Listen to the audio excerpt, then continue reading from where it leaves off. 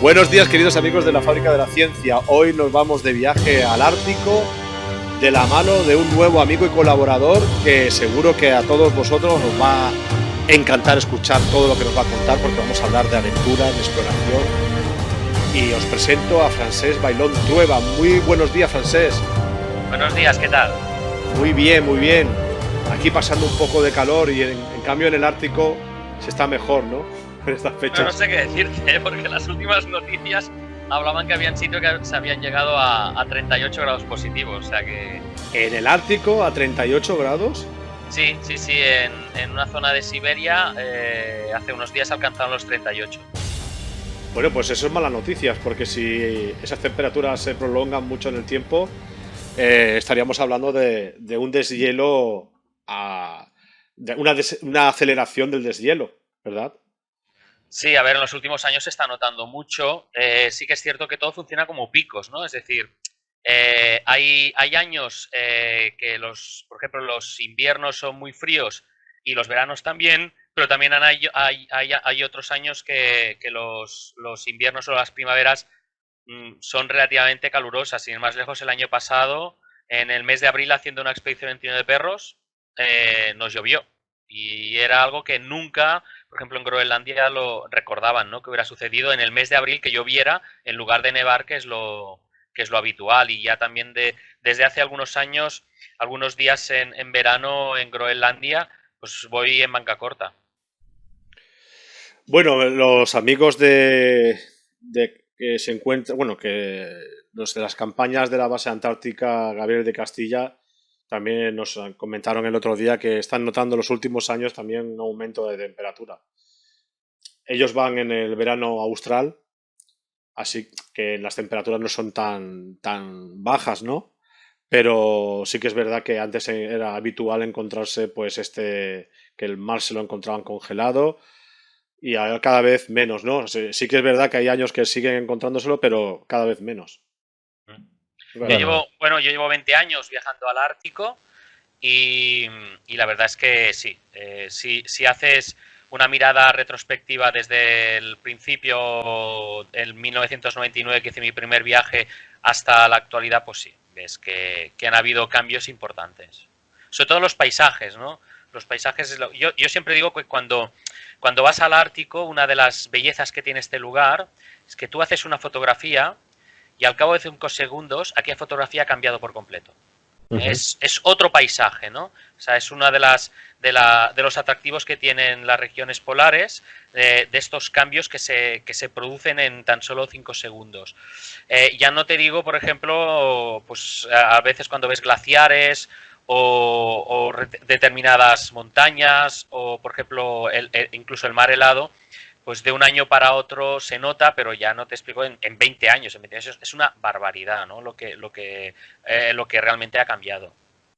Bueno, Groenlandia, creo, si mal no recuerdo, significa tierra verde, ¿no? Sí, bueno, eso fue un engaño que hizo Eric el Rojo. Eric el Rojo fue deportado o exiliado de Islandia por asesinato. Y entonces él, a través de las sagas, los escritos, estos textos medievales que escribían los vikingos, los nórdicos, pues les explicaba que hacia el oeste pues había nuevas tierras. Entonces Eric el Rojo dijo, bueno, pues voy hacia esas nuevas tierras a ver qué tal, ¿no?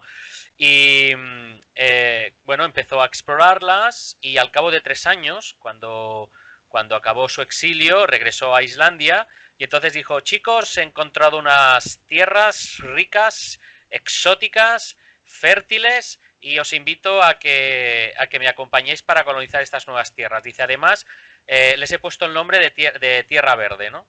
Que es lo que significa Groenlandia, claro.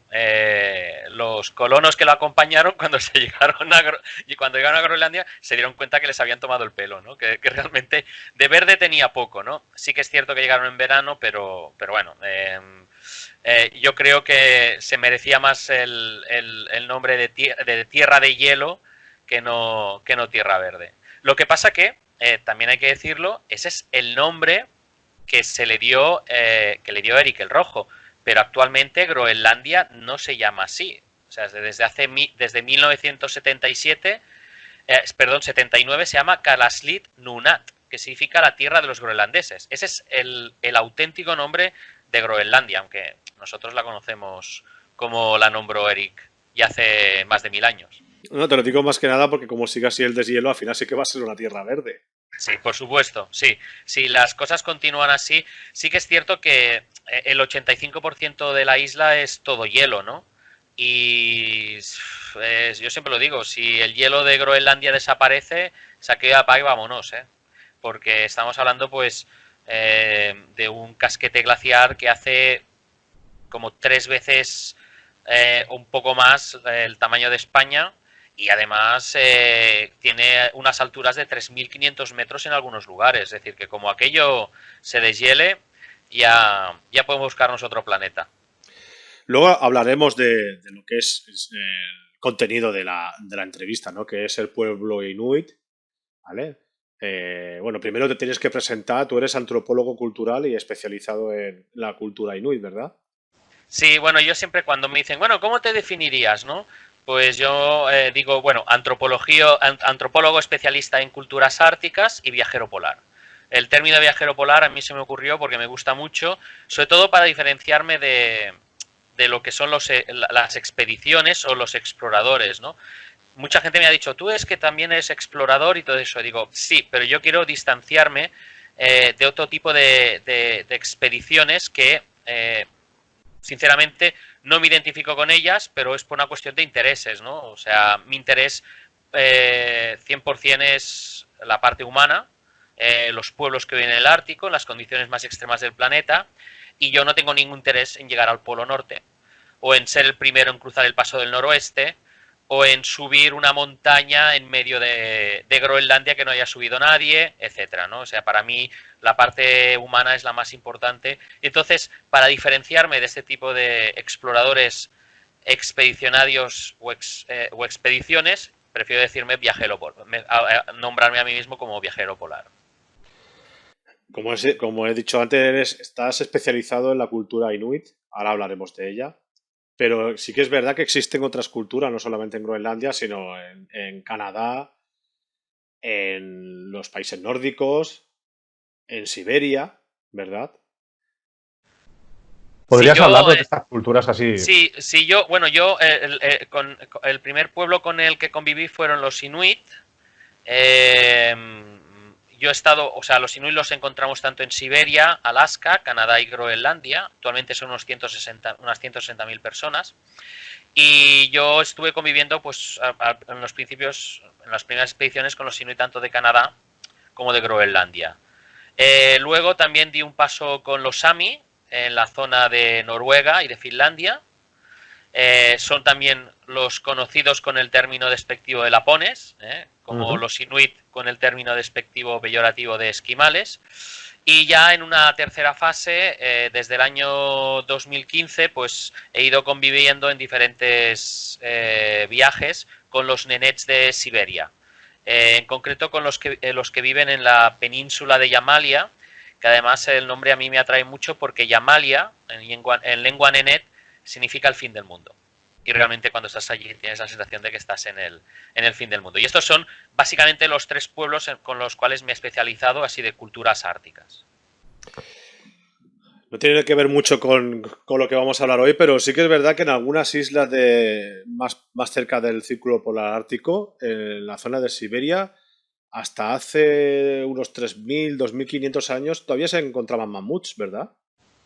Sí, bueno, de hecho hay una isla, que es la isla de Wrangel, que está en el norte de Siberia, que es el último, digamos, bastión, se cree, donde estuvieron los mamuts en esta isla.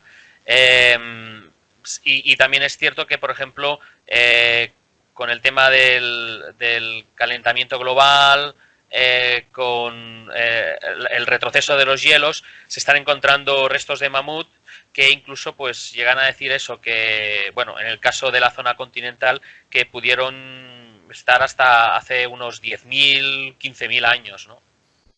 Te lo digo más que nada porque estas culturas, cuando estudias antropología, sobre todo las culturas del Amazonas, del centro de África y evidentemente las culturas árticas, todavía conservan antiguas reminiscencias o cuentos que pueden hablar de seres tan maravillosos como podría ser el mamut, ¿no? Sería hacer un estudio sobre esto y a lo mejor en esas leyendas, en esos cuentos, en esas canciones podría encontrarse alguna pincelada sobre estos animales. Sí, la verdad es que hay animales mitológicos dentro de las culturas, de las culturas árticas, que forman parte de las leyendas y de los mitos de estas gentes. Y el mamut es uno de ellos. Eh, lo que pasa es que, por ejemplo, en el caso del mamut, yo me atrevería incluso a decir que sigue bastante latente y presente este animal, por ejemplo, entre los nenets, entre otras cosas porque parte de su cultura material está hecha con huesos de mamut. Ujú. Pero aparte de eso, yo me atrevería a decir que en la actualidad, no sé si lo has visto alguna vez, realmente es impresionante. Yo lo he visto 3 veces. Hay una especie como de en versión pequeño, es decir, un poco más diminuto, pero que realmente cuando lo ves te puede dar la sensación que estás viendo un mamut, es el boy almizclero. Mm. El boy almizclero que lo encuentras en el Ártico, en determinadas zonas, y realmente tú cuando lo ves piensas, lo primero que te viene a la cabeza es, esto es un mamut en miniatura, ¿no? Y además es que es un animal que tú cuando lo ves dices, es que estoy retrocediendo en la prehistoria, porque es la sensación que tienes, ¿no? Y el boy almizclero, aparte de ser muy buena, su carne es excepcional, es de las mejores carnes que he probado en mi vida. Forma parte también de los mitos y las leyendas de los pueblos del Ártico. Ujú. Yo recuerdo en un museo que por desgracia ya no está, el Museo del Mamut de Barcelona, que había un esqueleto de un rinoceronte lanudo y todavía olía a animal el cuerno, uno de las defensas del rinoceronte todavía olía ese olor característico a animal. Sí, sí, sí, sí, Curioso. sí. Qué Sí, lástima que incluso ya no esté ese museo. yo he ido a un museo que es muy bonito, que es en la ciudad de Salehard. La ciudad de Salehard es la capital de la península de Yamalia, en Ujú. Siberia. Y bueno, uno de los grandes atractivos, yo siempre lo explico a mis alumnos, es que es la única ciudad del mundo por donde cruza el círculo polar ártico. 66 grados, 33 minutos de latitud norte. Porque la gente dice, no, bueno, es que en Rovaniemi, donde está el Santa Claus, ahí Mm. también pasa el círculo polar ártico y te lo venden así, ¿no? Como viajes turísticos, pero claro, el problema es que allí no vive Santa Claus, o sea, solo va a trabajar. Es un lugar de trabajo, pero no vive allí. Entonces, Salejar se caracteriza por ser la única ciudad del mundo por donde cruza el círculo polar ártico y allí tienen un museo muy interesante donde hay diferentes esqueletos de mamut, incluso tienen la piel y el pelo y huele, es lo que dices tú, ¿no? Que realmente huele. Y por ejemplo allí tienen, en el Museo de Salejar tienen el mamut Liuba, que se encontró en el año 2007, que es el mamut que mejor se conserva del mundo, es un mamut bebé, que incluso pudieron hacer la autopsia, saber cómo estaba por dentro, cómo era por dentro un mamut, y está allí también expuesto, ¿no? Y realmente es eso que tú dices, ¿no? Que cuando por ejemplo, entras en este museo, pues realmente hueles a ese mamut que sabes que hace 42.000 años que ha desaparecido o que de aquella zona, pero que, bueno, que de una forma u otra continúa estando vivo. Ahora vamos a ir ya, otra vez volvemos a Groenlandia, porque a mí me parece una cultura fascinante, la cultura inuit. Hay un documental que me lo pasaste el otro día, muy bonito, que una familia o miembros de la comunidad de un poblado inuit fueron a Canarias. Bueno, vamos a empezar por aquí. Cuéntanos la experiencia porque siempre habíamos dicho que un tuareg que nunca ha salido del desierto y que lo metes en una gran ciudad igual se volvería loco, ¿no? Porque tanto ruido, cuando en el desierto el único ruido que existe es la brisa del viento, ¿no? Pero, ¿cuál fue la experiencia? Porque en el documental sí que es verdad que se habla de todo esto, pero realmente, ¿cuál fue la experiencia cuando ellos pisaron Canarias en pantalón corto y la más de todas las experiencias que vi en el documental, la más alucinante fue cuando se pudieron bañar. Sí, esa es de las escenas más bonitas, ¿no? Bueno, yo creo Bañar que, en el mar, perdón. sí. Yo creo que lo bonito sería un poco situar a los oyentes de cómo surgió este proyecto, ¿no? Exacto. Y quiénes fueron, ¿no? Los que estuvieron en las Canarias. Yo me he recorrido toda Groenlandia y en el año 2012 encontré mi lugar en Groenlandia. Un territorio que es la isla más grande del mundo, 4 veces el tamaño de España, pues yo encontré mi lugar en Groenlandia, que fue en la costa este. Entonces yo me enamoré de esta zona y desde entonces pues voy 2 o 3 veces al año y voy a trabajar colaborando con los propios cazadores, ayudándoles económicamente, llevando viajeros, etcétera, ¿no? Y en el año 2015 el gobierno de Canarias se puso en contacto a través de una productora, Goroca, y nos dijo que nos parecería hacer un anuncio, fíjate cómo acabó todo, un anuncio para que los turistas escandinavos se animaran a ir a las Canarias. De un lugar frío fuera a un lugar templado o caliente, ¿no? Y claro, ellos habían pensado que mejor que a mostrarlo a través de un anuncio de unos inuit, fueran de Groenlandia, de Canadá o de donde fuera, y llevarlos a las Islas Canarias. Entonces, claro, yo comenté, me parece muy buena la idea porque no se ha hecho nunca, ¿vale? Pero creo que ya que se va a hacer ya que se puede hacer vivir o ver esta experiencia, lo bonito sería hacer un documental. Y finalmente se hizo el anuncio, que duró 1 minuto y que hizo que durante 2 o 3 años las Canarias estuviera invadida por los escandinavos, es decir, que se salieron con la suya, pero por otra conseguimos hacer este documental y la verdad es que al principio fue complicado porque ellos nunca, excepto 2 personas, nunca el resto habían salido de la isla y mucho menos habían cogido un avión, o sea que no solo fue la experiencia de ir a las Islas Canarias, sino la experiencia de coger un avión. Y no fue un viaje corto, sino que más bien fue bastante largo, ¿no? Y cogiendo 3 aviones. Y la verdad es que cuando yo les comenté el proyecto, ellos desde un principio ya veían como algo diferente a lo que ellos estaban viviendo. Claro, estamos hablando de cazadores que salen a cazar cuando tienen hambre y se ponen a dormir cuando tienen sueño, es decir, su vida transcurre de una forma natural como hace 2000 años en este sentido, ¿no? Y claro, para ellos podía ser una experiencia nueva salir de su hábitat o diríamos incluso zona de confort, ¿no? Entre comillas. Y así fue como surgió este proyecto, ellos aceptaron, nos fuimos a las Islas Canarias. He de decir que en el momento en que aterrizamos, ellos ya durante unas horas estaban como ahogados, ¿no? Del calor que hacía, tuvieron una diferencia de temperatura a 25-30 grados de golpe, ¿no? Y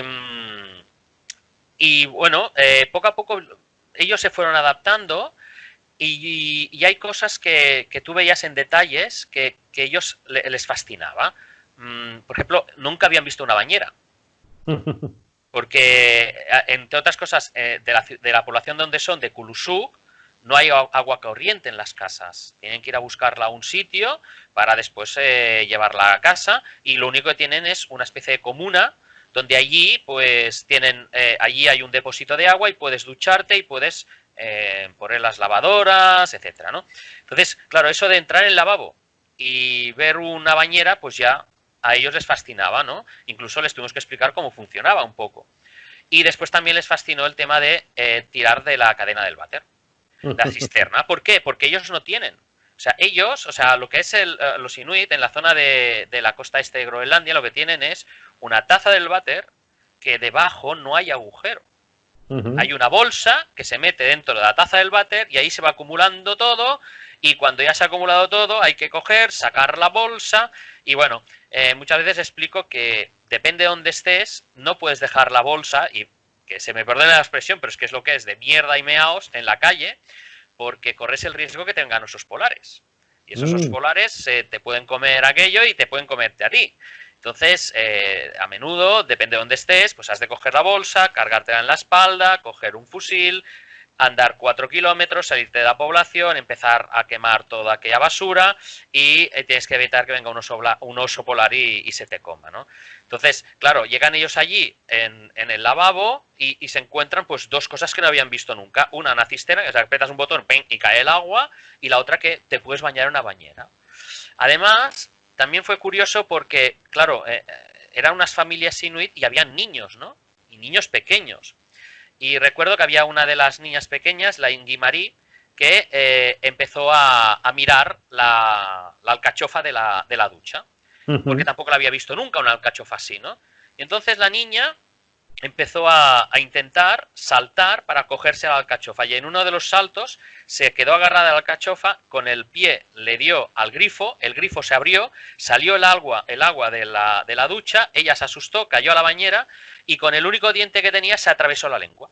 ¡Oh! Y ya tenemos un drama todo lleno de sangre, llama al médico, viene el médico, le dice que claro, no puede coserle la lengua porque eso es imposible, que nada, que durante 5 o 6 días la niña estará sin comer, pero que no se preocupe, que no pasa nada. Sí, 5 o 6 días. En 3 o 4 horas ya estaba comiendo, o sea, como si no hubiera pasado nada, fue muy curioso. Sí. Y después lo que comentas, ¿no? O sea, yo creo que el momento más bonito para ellos fue cuando se bañaron en el mar, porque no se habían bañado nunca y para ellos fue una experiencia impresionante. Y también el hecho de andar descalzos sin sentir frío, o incluso en la piscina también disfrutaron mucho, porque claro, nunca se habían bañado en una piscina. E incluso también fue muy gracioso el tema de la comida, ¿no? O sea, aunque se repartió el grupo para que visitara todas las islas, siempre había un lugar base que era Gran Canaria, que estábamos en un hotel, y entonces ahí pusimos un buffet, les dijimos que había un buffet libre y podían coger lo que querían. Claro, ellos, bueno, verdura algo, fruta algo, aunque allí tienen pero no mucha. La carne, bueno, como también la pueden probar allí, tampoco cogían mucho y pescado poquito, pero lo que arrasaban era con los postres.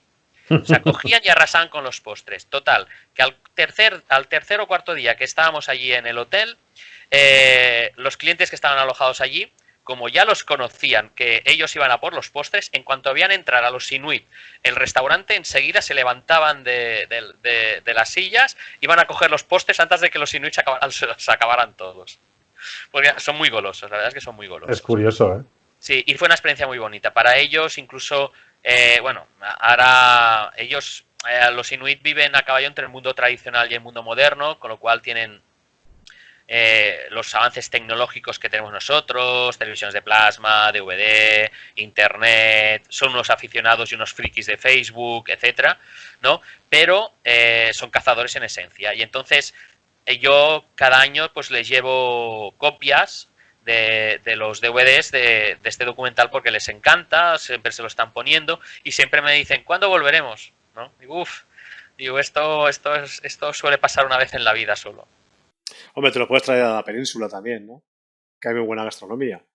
Sí, también. Lo que pasa que yo me quedé con las ganas, claro, esto era un proyecto que era como era y que tenía un objetivo al principio que era promocionar las Islas Canarias, pero yo me quedé con las ganas de hacer al revés. Es decir, coger a gente de las Islas Canarias y llevarlos a Groenlandia. Y que vivieran la vida que viven ellos. Esa es la espinita que me quedó clavada, ¿no? Porque sería ya el complemento ideal, ¿no? Es decir, cómo reaccionan unos, cómo reaccionan otros, cómo se adaptan la gente del frío en una zona de calor, cómo se adapta la gente de una zona de calor en un ambiente frío, ¿no? Pero bueno, no sé, quizás algún día, ya veremos. Yo creo que se adaptarían peor los canarios a Groenlandia que al revés, ¿eh? Bueno, yo tengo muy claro que si alguien, o sea, si hay pueblos en el planeta que tienen una capacidad de adaptación muy rápida y muy buena y para ellos relativamente fácil, son los pueblos del Ártico. Yo creo que son los que tienen ellos son gente que viven en condiciones tan extremas y que realmente lo que han hecho es adaptarse sin transformar el medio ni modificarlo, pues para ellos es mucho más fácil el poder adaptarse a un ambiente completamente diferente, a una zona de confort que nada tiene que ver con ellos. Bueno, también, para aquellos oyentes que quieran ver el documental, no recuerdo el título ahora, La sonrisa del sol. Lo vi fascinante, me encantó. Hay un personaje, el señor de la guitarra, que yo no sé, esa escena en la que te cantan una especie de canción antes de salir y tal, y parece que te va a matar. A mí me lo hace, me tienen que repetir 15 veces la escena porque me da la risa, pero tú estabas ahí plantado. Bueno, mira, ese fue uno de los momentos más importantes de mi vida. Y como antropólogo, yo me atreví a decir estaría en el top de los 3 más importantes. Yo decidí dedicarme al estudio de investigación de los Inuit en 1997. Sí que es cierto que de pequeño yo leía los diarios de los exploradores, me encantaba el Ártico, siempre soñaba con ir al norte, etcétera, ¿no? Pero lo que me hizo dar el paso a hacer mi primer viaje al Ártico y dedicarme al estudio de investigación inicial de los Inuit fue que yo leí que los Inuit solucionaban sus conflictos internos, excepto el asesinato, improvisando canciones y poemas. Es decir, canciones y poemas que nacían con la creación y morían con el silencio. Y además ellos, incluso para reflexionar sobre todo ello, decían que la lengua es el único instrumento que se afila con su uso. Y realmente me fascinó que un pueblo que piensa de esa manera pudiera reflexionar también sobre esas costumbres, ¿no? Entonces, aquí yo me enamoro. Que no recurren a la violencia física, sino lingüística, para solucionar sus conflictos internos.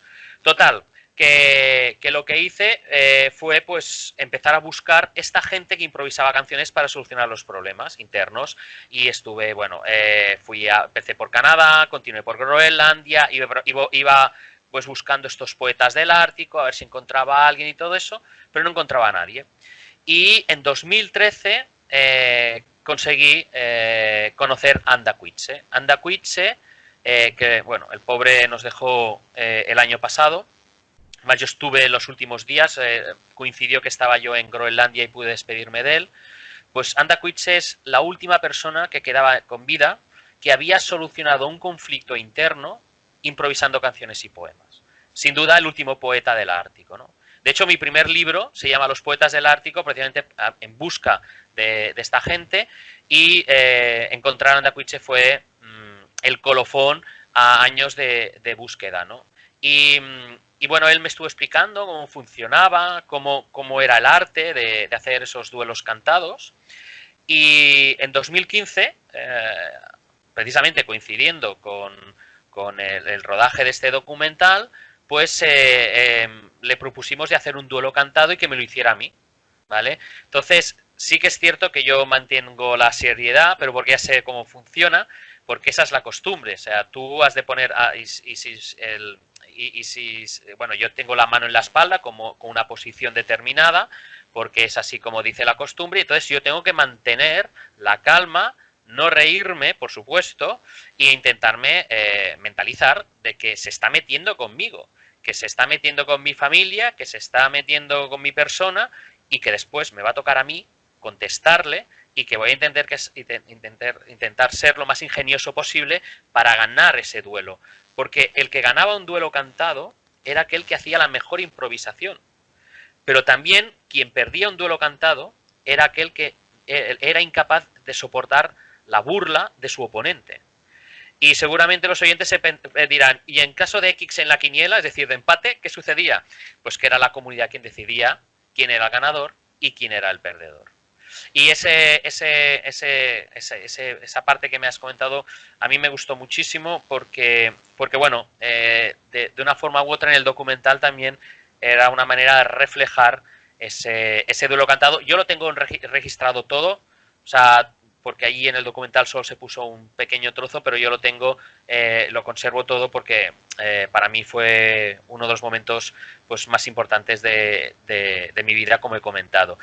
Y una anécdota de Anda Coetzee fue que, eso se ve en el documental, le regalaron una guitarra. Sí. Y enseguida, eso no sale en el documental, pero ya os lo explico, enseguida pues cogió la guitarra y claro, él dentro de lo que es la tienda tenía calor y salió fuera, se sentó en un banco y se puso a tocar. Y la gente empezó a verlo y a dejarle dinero. Y él decía, no, no, no.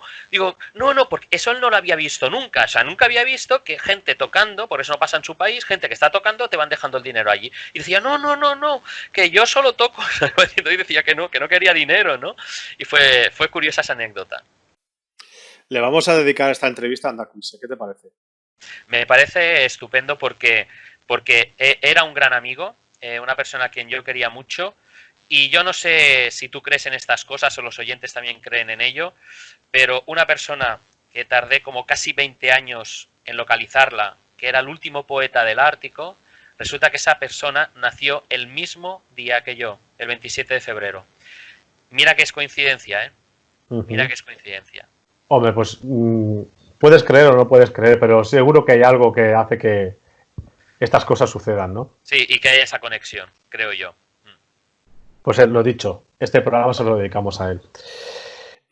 Bueno, me has comentado que para resolver los conflictos lo arreglaban. A mí me recuerda, remontándonos a la Edad Media, no sé si era Alfonso X el Sabio, que intentaba resolver las disputas jugando al ajedrez, ¿no? O algo parecido al ajedrez. No, si mal no recuerdo, intentaba no guerrear para evitar muertes y solucionarlo con el contrincante, con el jefe o el rey contrincante, jugando una partida de ajedrez.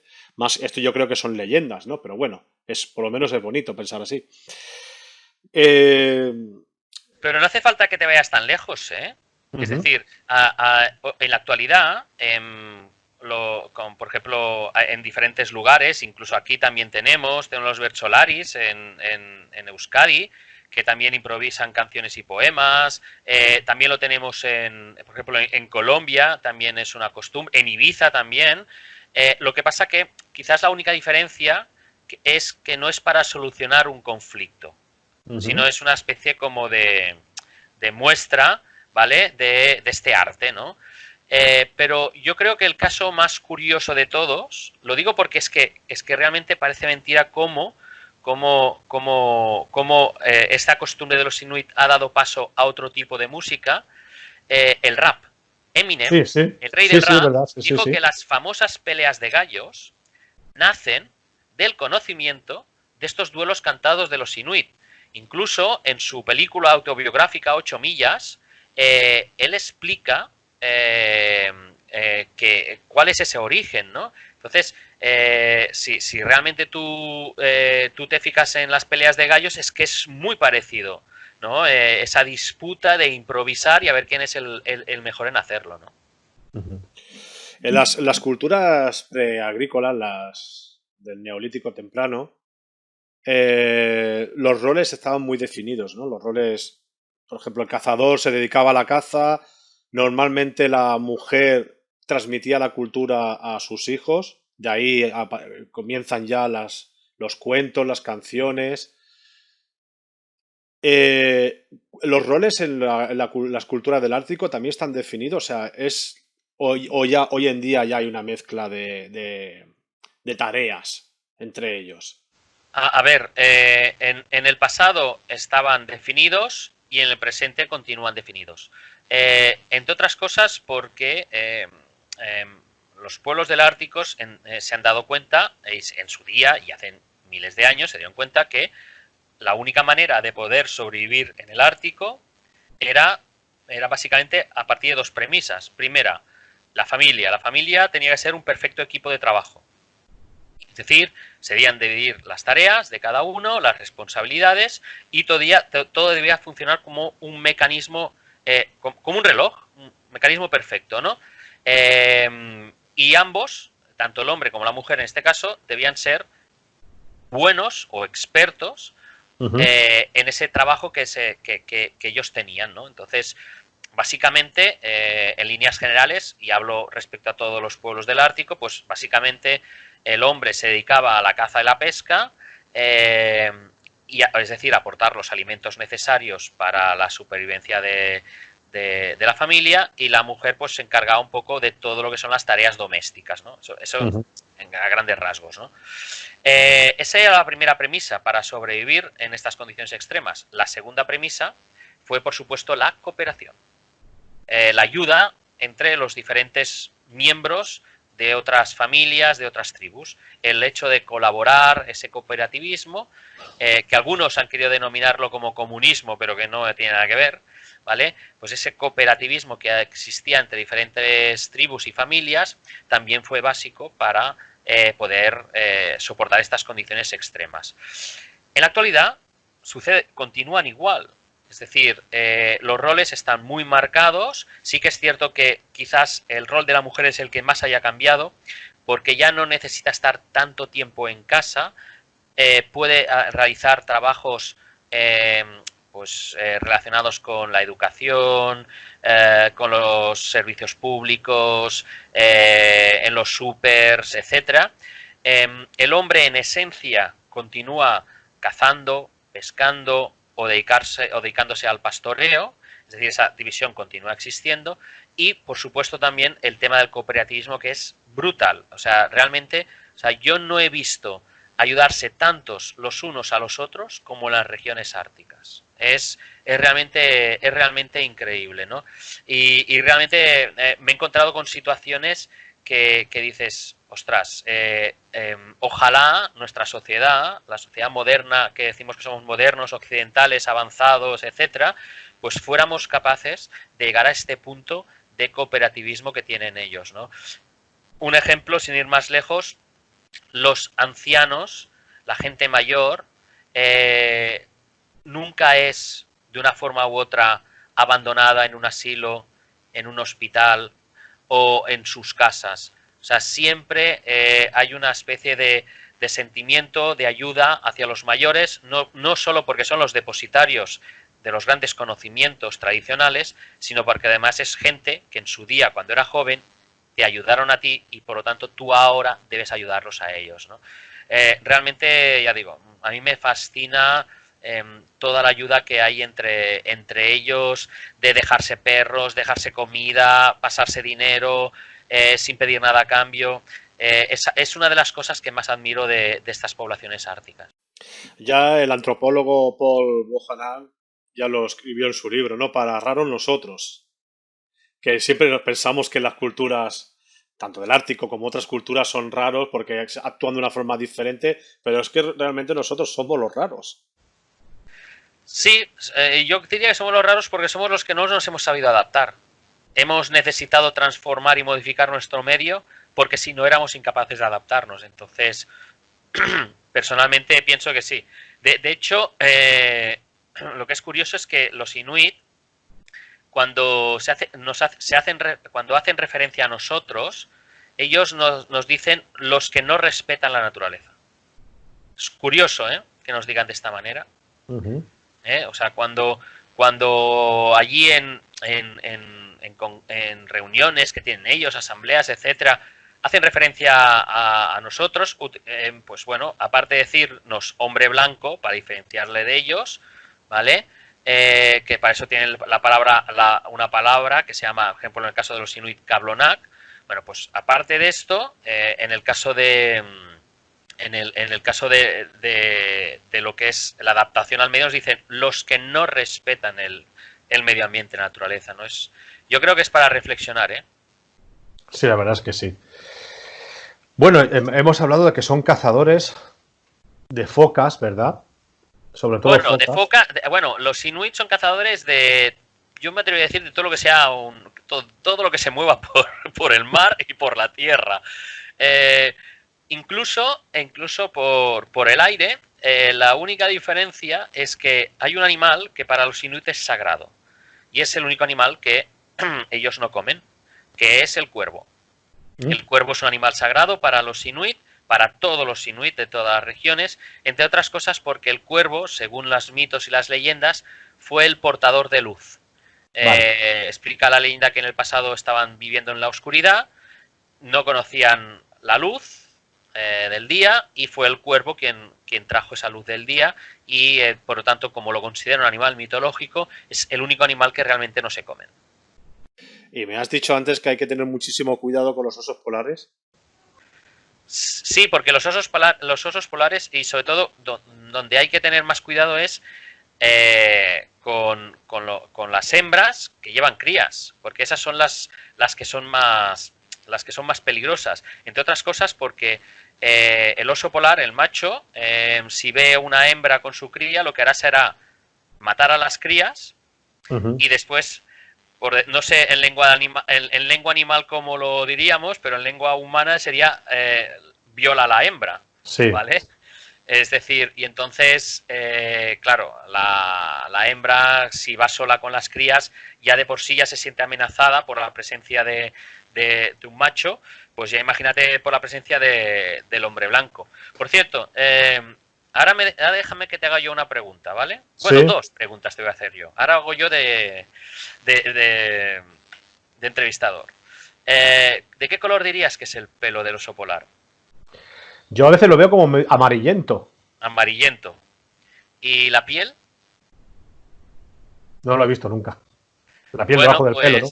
pues, ¿pero cómo te lo imaginarías? ¿Como el pelo? Oscura. Oscura, vale. Bueno, pues el pelo del oso polar es transparente. Ah. Es transparente. Y su piel es negra como el carbón. Es el caso de la mayor adaptación de un animal, o una de las mejores adaptaciones de un animal a su medio. El pelo del oso polar blanco así amarillento, ese es el de peluche, pero ese no cuenta, ¿eh? Ese no vale.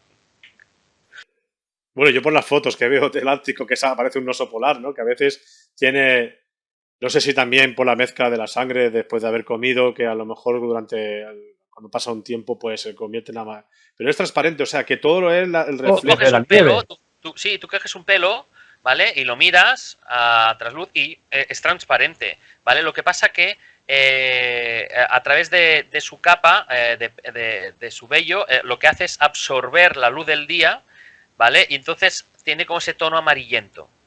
Pero realmente no es así, ¿eh? Realmente es transparente.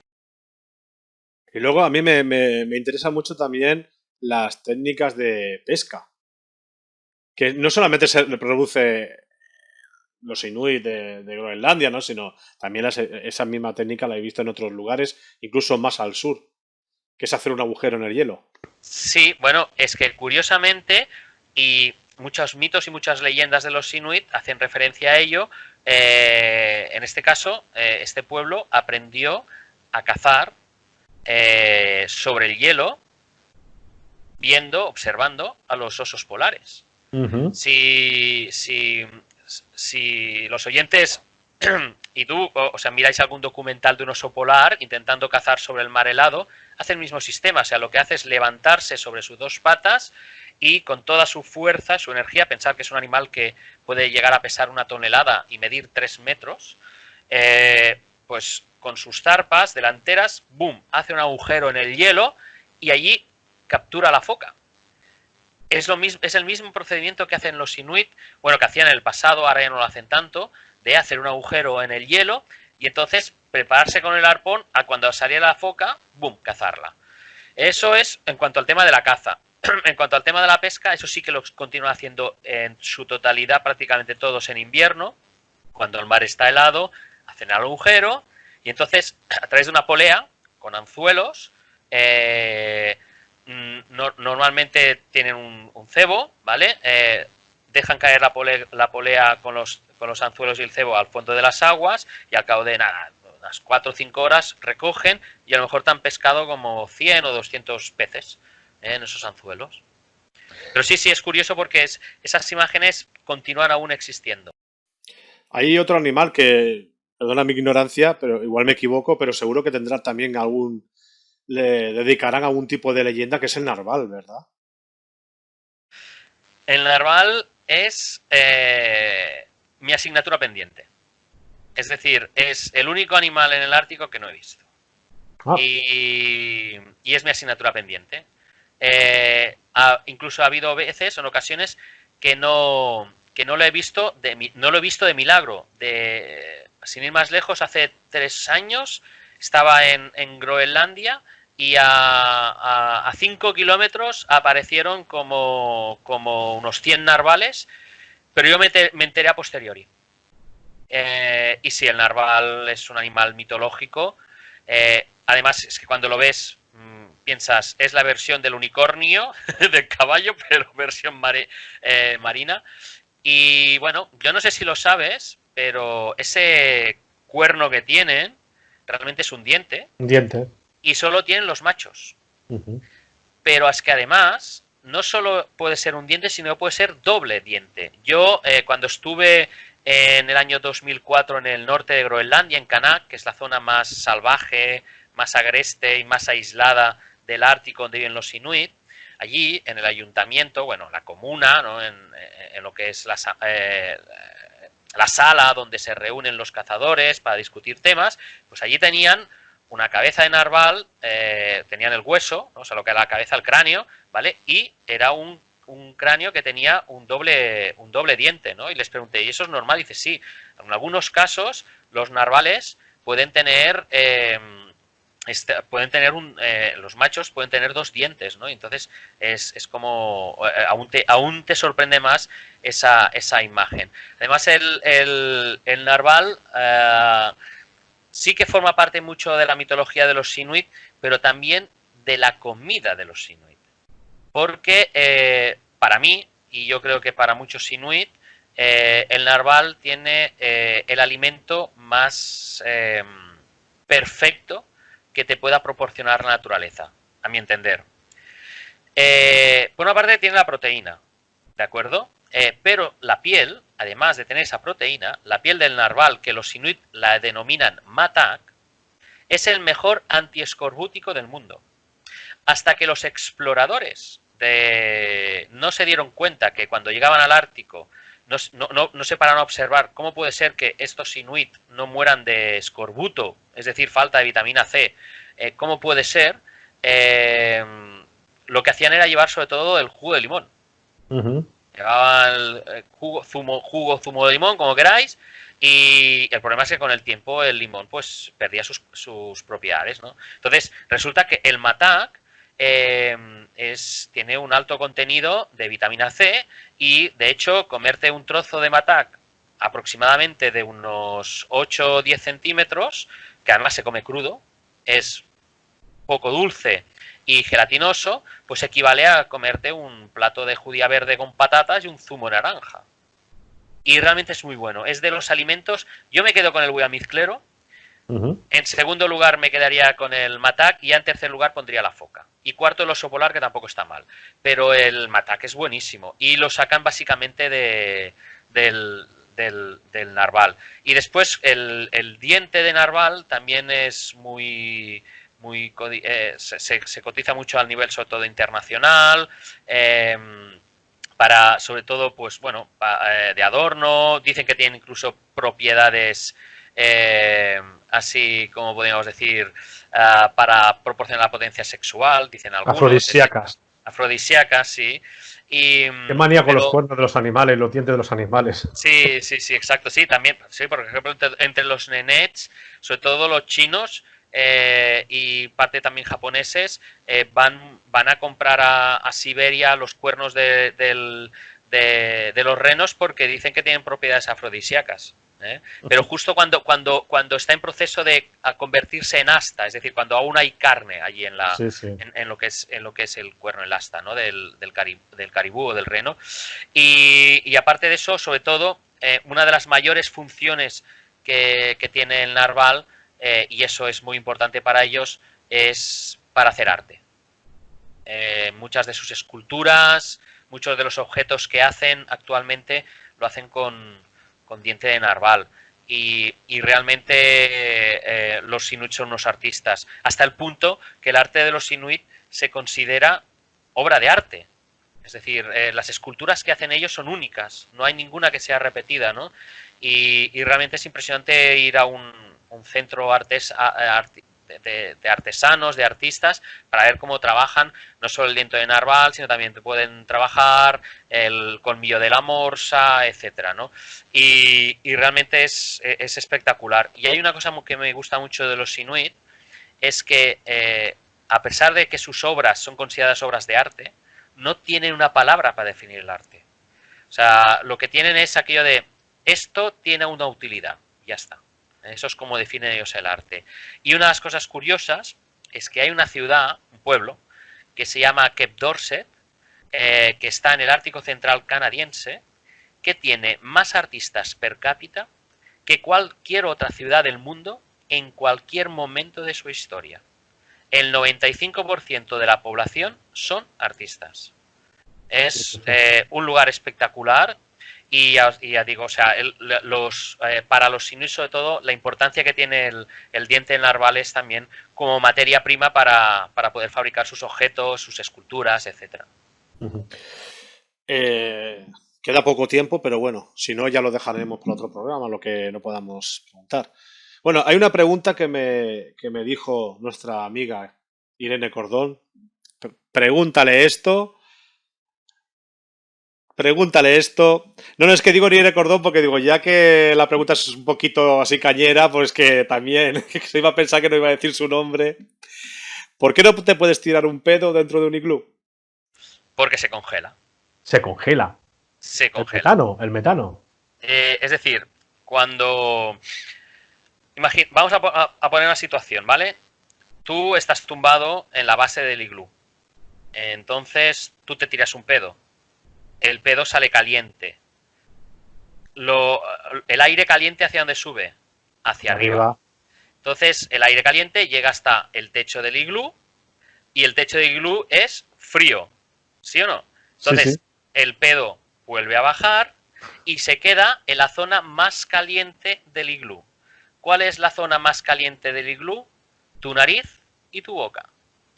Y ahí se queda permanentemente toda la noche. Entonces tú estás masticando. Mira, si es tu pedo, aún. Pero si es el pedo del vecino, horroroso. A mí me ha pasado a veces y te aseguro que era aquello de... Porque no era aquello solo que era profundo y denso, sino que encima olía muchísimo. Y es aquello toda la noche oliendo el pedo. Y lo peor de todo es que cuando sales del iglú, todavía tienes la sensación de que el pedo te persigue. Es decir, que no te has conseguido deshacer del pedo a pesar de que estás en el exterior y no en el interior, ¿no? Entonces sí, yo aprendí hace unos años ya a construir iglús gracias a una asociación que tenemos en Cataluña que se llama la Asociación de Constructores de Iglús de Cataluña y bueno, yo cuando construyo los iglús siempre digo, hay dos cosas que están terminantemente prohibidas hacer dentro de un iglú. Una es fumar, porque el humo se queda condensado allí y ya aquello puede ser insoportable, ¿no? Y puede ser aquello como entrar en un antro. Y la segunda es tirarse un pedo. Entonces son las dos reglas para quien quiera dormir conmigo en el iglú ha de cumplir, vamos, como requisito. Y es que me imagino que por la noche a 50 bajo cero tienes ganas de tirarte un pedo y te tienes que salir fuera a la calle a tirártelo. Es que puede ser menos, con todo el frío. Claro, al menos intenta que no huela mucho. No sé cómo lo puedes hacer, pero porque mira, si no huele mucho, pues nada. Yo es que me puedo imaginar el alto contenido graso que tiene la carne de foca, que los pedos tienen que ser, bueno... No, mira, yo te digo una cosa, o sea, eso otro día si queréis ya podemos hablar sobre el tema de los trineos, de perros y todo eso. Sí, tanto. Pero, por ejemplo, una de las cosas que a mí me resultan más desagradables cuando vas en trineo de perro son las 2 primeras horas. Porque a los perros por la mañana se les da de comer. Algunos incluso les dan morsa cruda y congelada para que así la puedan digerir mejor. Entonces, durante las 2 primeras horas... Imagínate, tú vas sentado en el trineo y delante tienes los perros. Y tienes 12 perros. Y los 12 perros empiezan a tirarse pedos, a cagar, a mear. Y todo eso te viene a la cara. Y durante 2 horas es aquello que estás masticando, ¿vale? Todo aquello que te viene, ¿no? Y ni tan siquiera el aire frío consigue aislarte de todo eso que te viene, ¿no? Y realmente, ya digo, o sea, las 2 primeras horas son las peores de todas cuando vas en el trineo, porque es que es horroroso, porque te viene a ti. O sea, parece que te busque, ¿no? Bueno, lo dicho, dejaremos en otro programa, por ejemplo, con qué grupo humano están entroncados estas culturas del Ártico, porque creo que cruzaron el estrecho de Bering. Siberia, procedían De de Siberia, Siberia, sí. Sí, procedían los de orígenes están Siberia. en Siberia, sí. Sí. Y luego también con qué lengua está entroncado, qué lenguas están entroncadas y luego también en profundidad vamos a hablar de los mitos. Ujú. Hemos hablado de algunas cosas, ¿no? Pero hablaremos más profundamente de los mitos, porque son culturas, para mí, son sensacionales y tenemos que aprender mucho de estas culturas. Yo lo único que te pediré es que el día que hablemos de los mitos, leyendas y cuentos de los Inuit, por ejemplo, Sí. si quieres, cuando vayas a emitirlo el vídeo pongas 2 rombos.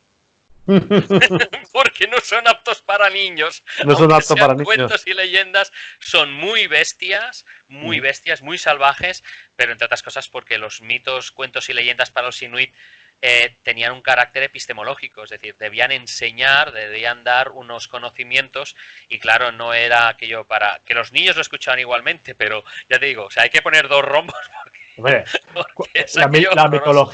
mitología griega también es Sí, bastante. también. Tela marinera también. Sí, Sí. sí. Hay unas más que leyenda yo creo que son leyendas urbanas de que los niños esquimales o los inuit nacen con dientes, no sé si es verdad o mentira, es mentira, y que cuando una persona muere se le abandona en el lugar donde se ha muerto, porque no sé quién dijo una vez que las culturas del Ártico, muchas culturas del Ártico, no todas, no tenían conocimiento del más allá, o sea, no seguían ningún tipo de religión ni nada, porque el concepto del más allá como que no existía. No, bueno, a ver, en 1 minuto y medio tenemos tiempo, Sí, ¿no? sí, Tenemos sí, para un sí. minuto y medio, más o menos Sí, 2, vale. sí, Pues sí. en 2 minutos creo que sería bueno acabar este programa desmitificando todas aquellas creencias que tenemos de los Inuit. En primer lugar, los niños, como decían, no nacen con dientes. Ya he comentado el caso de la niña esta que tenía 1 año y pico y que solo tenía un diente, ¿vale? Sí, sí. Y ese cuando cayó de la ducha. En segundo lugar, los Inuit no tienen ni 100 palabras para definir el blanco, ni 100 palabras para definir la nieve. Eso fue un antropólogo iluminado que no tuvo en cuenta que la lengua de los Inuit, que hablaremos en otra ocasión, es muy Sí. rica, tiene muchos dialectos y cada dialecto tiene pues bastantes palabras para el blanco y la nieve, y eso multiplicado por los dialectos que hay, pues dan eso de más de 100 palabras. Por tanto, eso también es mito. Otro mito es que no te ceden nunca la mujer. Que te ceden la mujer. Eso es mentira. Yo he estado 35 veces al Ártico y nunca me la han cedido, con lo cual también lo desmitificamos. Eso fue de la película Los dientes del diablo, basada en el libro de Hans Ruech, pero que realmente no es cierto. Lo de abandonar a los ancianos, bueno, pues no es que fueran abandonados, que realmente es lo que se practicaba era una especie de geronticidio, es decir, los ancianos cuando pensaban que ya era un estorbo para la comunidad, que era una boca más que alimentar, porque tampoco ellos podían aportar nada más, porque ya estaban en su última fase, pensar que cuando a veces hablamos de ancianos, estábamos hablando, podrían perfectamente hablar de 35 años, por la esperanza de vida que había en el pasado. O sea, hace 70 años la esperanza de vida de los inuit estaba en torno a los 30-35, ¿vale? Pues entonces esa gente, pues para no ser una carga más, lo que hacía era pues pedir que los dejaran, que los abandonaran. Pero no porque no pensaran en el más allá, porque, por ejemplo, las auroras boreales son las luces, que eso podemos hablar en otro momento, Sí, sí, sí. son las luces de los muertos que están en el cielo, ¿vale? Sino simplemente porque estas personas habían cumplido una función, pero les quedaba la última función por cumplir. Es decir, alimentar a la naturaleza antes de marcharse. Entonces los dejaban abandonados en el hielo, y entonces para que vinieran los animales depredadores, lobos, osos, etcétera, y se lo comieran, ¿no? Entonces tampoco es cierto que realmente los abandonaban, es decir, ahí había un geronticidio aceptado por ambas partes para el bien de la comunidad. Y Y básicamente estos serían los tópicos, pero si me permites acabaré con el tópico más típico, ¿vale? El tópico más típico es que los inuit se dan un beso con las narices. Pues no. Lo que hacen es olerse y después se dan un beso como nosotros. Pues si se huelen dentro de un iglú después de haberse tirado un peo, me parece que pocos besos van a haber. Sí.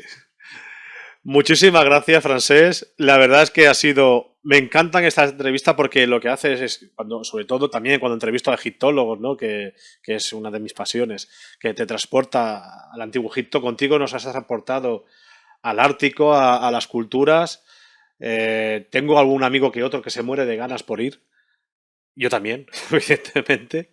Así que más adelante hablaremos. Hablaremos también de cómo organizan los viajes. ¿Vale? Muchísimas gracias y nos vemos en otra ocasión. Y dentro de poco creo que nos veremos, bueno, dejaremos pasar un mesecito así, nos veremos en persona. Ah, por cierto, tenemos que quedar, Irene, tú y yo, para hacer un programa especial de exploradores. Eso está hecho. Ya sabes que puedes contar con nosotros. Perfecto. Y si me permites, pues acabaré en la lengua de los inuit, con tus mismas palabras. Kuyanar Suak, que significa muchas gracias. Y Takus, hasta pronto.